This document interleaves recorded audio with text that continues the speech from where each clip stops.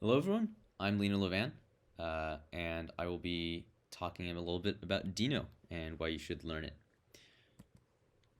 So, to begin, what is Deno and why is it important? So, Deno at its core is just a JavaScript runtime. And so sometimes people hear that and then their eyes kind of gloss over and they don't know what's going on anymore. But it's actually quite simple. A runtime is just a framework to run code of a certain language. Usually it's interpreted.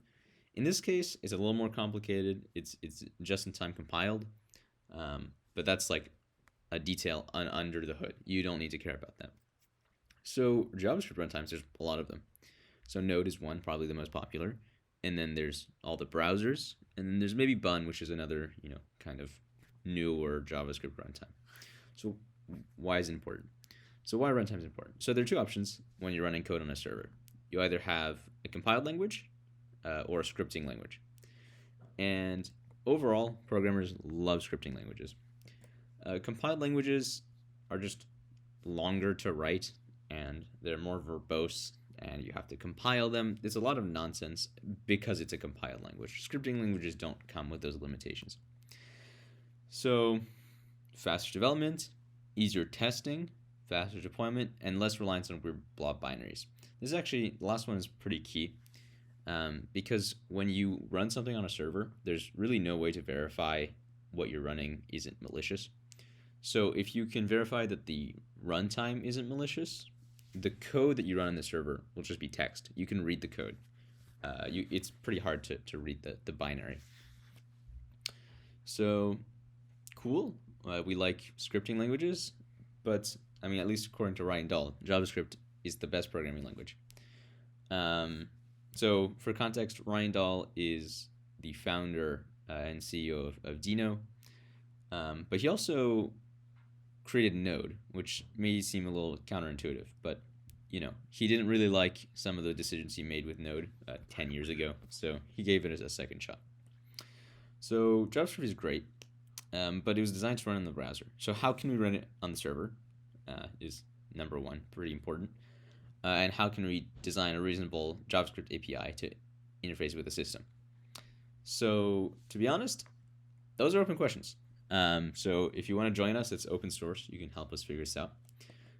We can run it on the server kind of using the browser technology that's already been invented. So Deno and Node both run V8, which is what Chrome uses. And then Bun uses JavaScript Core, which is what Safari uses.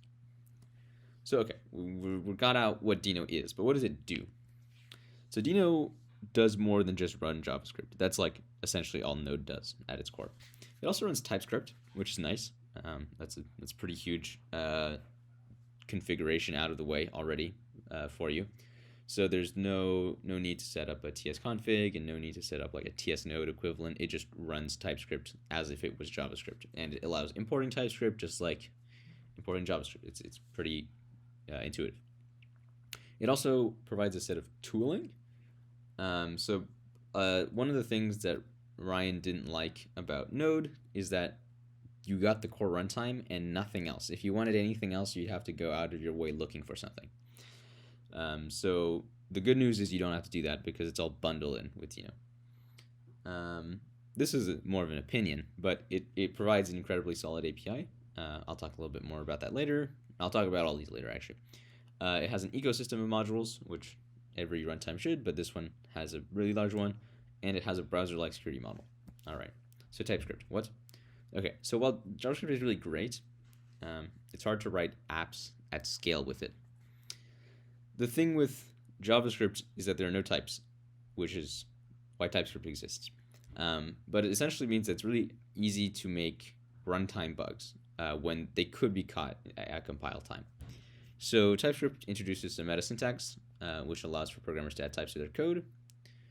So actually, I gave a talk on TypeScript probably a few months back. So if you want to check out what TypeScript is, you could probably check that out. So yeah, so Deno is pretty unique in terms of it runs TypeScript with no configuration required. Bun does that, but it isn't really ready yet. It has a lot of issues, but other runtimes need configuration or compilation to do the same thing. Tooling. Okay, so I talked a little bit about the fact that there was tooling, but what is the tooling that's involved? So you know, standard set of tools used regularly. Deno has them all bundled in. So if you want to type check your code, just run Deno check. If you want to show documentation for a module, you can do Deno doc and then the entry point for your module. Usually you'd actually just go online to look at the module documentation online, but sometimes it's useful for your own module to look at the documentation that's generated through this. There's also formatting your code. This one's actually pretty big. Deno has an opinionated set of formatting rules, and you should really just stick to it. Like, they give you options. You can configure formatting to be different, but if you're doing that, you're probably doing it wrong. There's a good reason why the formatting is the way it is. Okay, and there's also lint, which is your ESLint equivalent kind of thing, which checks your code for common issues. So, like, did you forget to put no weights inside of an async function? That kind of thing. And then on this slide, at least lastly, is vendor, which means in Deno you import modules from URLs instead of through a package manager. You could use a package manager. It's just you'd have to do that. But anyways, you can vendor those remote modules into a local directory. So like if you're running a very security conscious business, you can download all the remote code to guarantee that the remote code doesn't change in between when you used it to develop and used it to in production. All right, tooling again, more. So actually, Deno provides more than a set of like tooling for code. It also provides a set of tooling for everything else. So it has a testing thing built in, so no need for like Jest or anything else like that. The test runner is built in. Same thing with benchmarks. It has a benchmark runner built in. And it also even deals with some of the semantics that you really don't want to deal with, like JIT optimization and stuff like that. A lot of times your code will run artificially faster in weird situations just because of how the engine works, and kind of make sure that you don't get any unfair results because of that. You also can compile your code into one single binary. It doesn't need Deno on the system. It bundles Deno into the thing, and you can just run code as an executable, which is nice. There's a whole projects on how to make native apps in Deno, like for example, opening a window and making a whole GUI. I don't know if it's super ready yet, but it exists and it's empowered by that. There's also coverage, which can print test coverage information about your code. So where is your code not being tested, stuff like that. That's always nice. And then there's install, which installs a module as a system binary. So this is the equivalent to npm-g or npm install-g. Yeah, so API, it's solid, not the framework. That's a joke. So Deno's API was built with hindsight of what not to do, which is nice. So all async APIs are actually promise-based instead of callback-based. One of Ryan's biggest regrets was when he was writing Node, he saw the promise proposal, he implemented the promise proposal, and then 2 months later, he took it out and made all the everything callback-based, which was just so sad because there was such an opportunity there, and he just decided to use callbacks instead. So, anyways, all APIs are properly promise-based, and there's usually sync variants in case you really want something synchronous. Also, there's no JavaScript-only APIs in the runtime outside of web standard APIs. So you'll never have APIs that really should just be modules. That doesn't make sense. Deno relies on web standard APIs, like I said, instead of inventing their own. So instead of you having to download Axios or whatever to make a request over the internet, you can just use web standard fetch. Instead of finding submodule in npm, you can use text encoder or decoder if you want to, encode text as base64 back and forth. We have ATOB, Botoa, and there's more.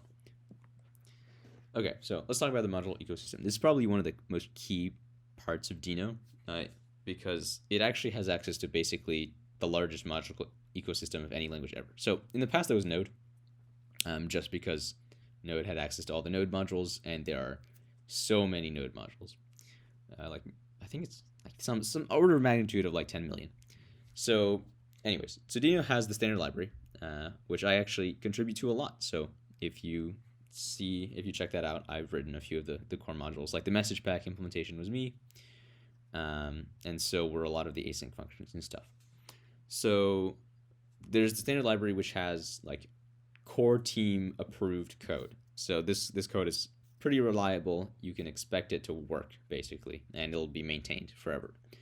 There's also third-party web first modules. There isn't such a thing as like Deno first modules, because Deno is just web standards, so it's generally web first modules in general. So we have a deno.land/x, which is official, not hosted by the team. We also have some unofficial registries because it's just imported through URLs, so there's no need for magic nonsense. So crux.land is one of the bigger ones, but there's also like Nest and stuff like that. So there's a lot of Deno module registries. Deno also has access to node modules, which is why I can claim it has the largest module ecosystem ever. So there are some CDNs. This is the recommended approach, in my opinion at least, which is some CDNs will download node modules and try to transform them such that they work in Deno.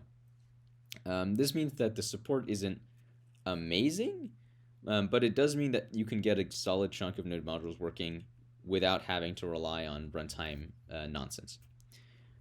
You can also, there's like, it's stabilized now, but it's a bit of nonsense in my opinion, which is you can actually run code using npm and node specifiers.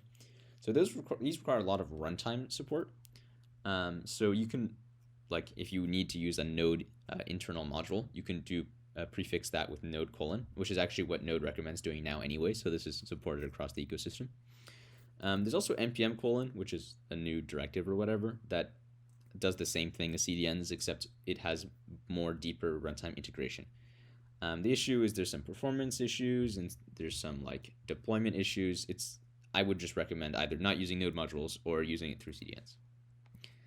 Okay, so security. So another thing that you may have heard throughout the talk is that Deno is really focused on security, like all the way through. Like everything is built around a security model.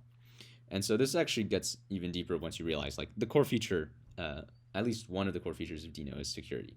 So if you run Deno, like if you do Deno run and then a script, it does not have access to your system. So if a script tries to access the internet or read a file or anything like that, it will prompt you saying, hey, do you want the script to do X, or have ability to do X? So security is actually opt-out. So you could write a script and then just write yes, yes, yes for every permission, but that's kind of dumb. You can actually just specify flags, which just say, hey, like I want the script to be able to access the internet, or I want this to be able to read from the file system or write from the file system.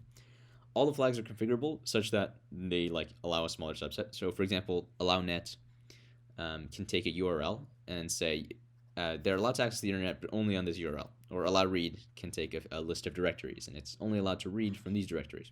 So lots of great security features there. And it means also that when you're running npm modules in Deno,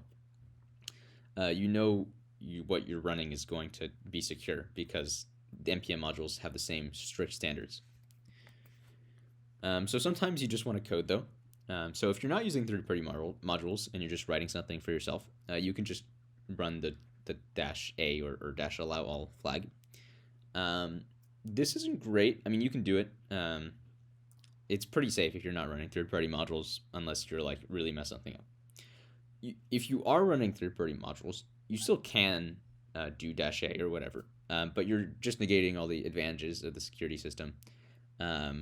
But maybe it makes sense in development time. It kind of depends on the person. I do want to note that because the standard library is Deno core team approved, it's probably safe to run that with -a. All right, so now you kind of understand what Deno is, but I think you kind of need to get a feel of what it looks like to understand the runtime. So let's head over to code. All right, so we're over in VS Code. And so actually, Deno's initialization process is pretty easy. If you're using VS Code, you need to set this up, but there's just a command for it. So if you just want to do that, boom, done. That's it. There's no other configuration. There's no package JSON, nothing. So here's our script. We can run code in it. So let's do a hello world. And then we can run the code using Deno run. So boom, hello world, great. So let's try something a little more interesting. Let's go fetch google.com. So let's just do the web standard fetch API. So google.com, and then let's get the text from the request, and then let's just print that out. So this will be the HTML of the page in theory. So if we run it, we'll see, hey, Deno is requesting access to google.com. So we can say yes, and then it's saying, oh wait, there's actually a redirect. Do you want it to have access to www.google.com? Sure. Boom, we get the URL. So what happens if we say no? Well, the script terminates immediately, permission denied, right? The script can actually catch this, by the way, but just simplified for this thing. So what we could do is specify allow net here. And this would mean that the script runs without any prompts or anything. That's great. So let's say, that's a very dumb example. So in Node, if you want to run a web server, it's pretty complicated. There's a lot of overhead. And Deno, it's literally this. Boom. And then if we want it to return a response, done. This is a web server. This also uses AllowNet, by the way. So just a few things to note. So all Deno APIs are housed in the Deno namespace, which means there aren't random globals like there are in Node. There's no like process.env or whatever, which is really nice. So that means that you can just say if type of Deno is, like I'd say probably not undefined, then hey, we're running in Deno, which is nice, instead of like trying to detect each individual global, and then it's kind of nonsense. This also means that it's pretty easy to tell if a script is using Deno only APIs because they'll be using the Deno namespace. So that's nice. So let's talk a little bit about modules. So modules are pretty web standard in Deno. There's no like require nonsense. It's not CommonJS. So we just use standard import syntax. When you import modules, you have to specify the extension, which is something that Node doesn't do and TypeScript doesn't do, which is really not great because it's kind of against standard, but there's really no written text that's saying you have to include it. But they chose, hey, we're not going to make any ambiguity here, specify the extension. So let's import something from the standard library. I don't know, let's try something like retry. So we can just type in a URL, which is quite nice. If you set up your IDE, you can actually have it autocomplete stuff for you as well. So we're just going into the standard library, and then we're going to go into async, and we're going to go into retry. I actually wrote this. So the idea with retry is that you can pass it a function, and it'll run the function a certain amount of times if it fails. So that's quite nice. So let's say we have some faulty request that happens, but we have to retry it sometimes. We can just make a request here. Let's make this an async function. And then we can, I don't know, fetch some faulty URL. I don't have one on me, but that could be one that fails sometimes. So we could just do that, and then in theory, it would return the value that we got here. So what's nice is now we can just say, hey, the result is whatever this value is, and it'll retry it a certain amount of times before giving up and maybe eventually throwing. So anyways, great, that works. What you'll notice is if you're a little bit OCD, is that the import is yellowed out. And so why is it yellowed out? It's pretty simple. So Deno imports from URLs, which is great, but it means that in theory, if the web server wasn't careful, it could change the content beyond the URLs, and then you could have some like non-reproducibility. So this is a common criticism of Deno. I think people misunderstand though. If you're relying on a web server that can change the content, you're probably doing it wrong. So in Deno, you can actually pin the version. So here, when you don't specify version at all, it'll still work, but it'll just grab the latest version. This is bad. You don't want to do this. What you can do instead is just specify the version, and then boom, done. It works. That's great. So cool. That's a good demo here. But what you'll notice is you'll end up with these long URLs in your import statements, and that's nice. But sometimes you really just want to centralize your dependencies. It's nice to look at everything that you're importing all in one place. So Deno has actually two solutions for this. So the older style solution was just a standard, like just a thing that people did, is we had a file called deps.ts, and then we would take all our imports and re-export them from deps.ts, and then we'd import everything from deps.ts instead of the URLs, and then all of our dependencies would be in one file. That works. It's a little janky though, but like it does solve the problem. So alternatively, this works if you're not writing a library. So deps.ts is still pretty standard if you're writing a library. We can use web standard import maps because Deno supports them. So here we can define an import map, whatever we want, and then we can simply just say, hey, I want std/ to be an alias for this here, and then we can just replace this whole thing with std/. So right now we haven't configured the import map to be used by Deno. So let's make a deno.json. This is the closest thing we really have to a package.json, but it's optional. You don't need it, which is nice. So we can just specify that the import map is import map.json here. And then if we reload the language server, it'll pick up our deno.json and boom, resolve dependency.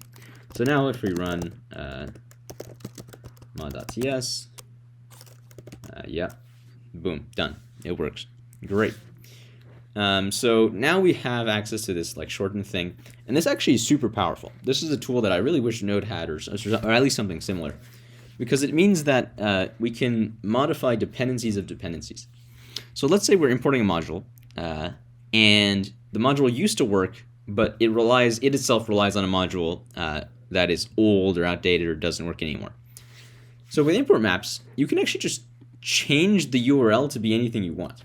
So for instance, if I had a URL like this in a module, it's something I couldn't control, and it was running an outdated version, what I could do was I could take this in the import map and remap it to a newer version. This is super cool. This is actually genuinely super exciting. Like, it just works. This actually is really the latest version instead of this version. Obviously, this is a tool you should use sparingly. Things get really unintuitive really fast if you do this. But this allows for like compile time dependency injection, which is some like really nice technology, and it's not something you usually get for free, like we do in this case. So great. I think that's it for my demo of Deno. There's a lot more cool stuff you can do. Huge ecosystem out there. I've personally developed some modules for Deno. I recommend you check it out and let me know if you have any questions. Hopefully an email is included when this gets sent out, but you can always chat with me on Discord. My Discord's that. You could always join the Deno Discord server. I'm pretty active in there as well, or just check out Deno on GitHub and you'll see me around. All right, thanks everyone.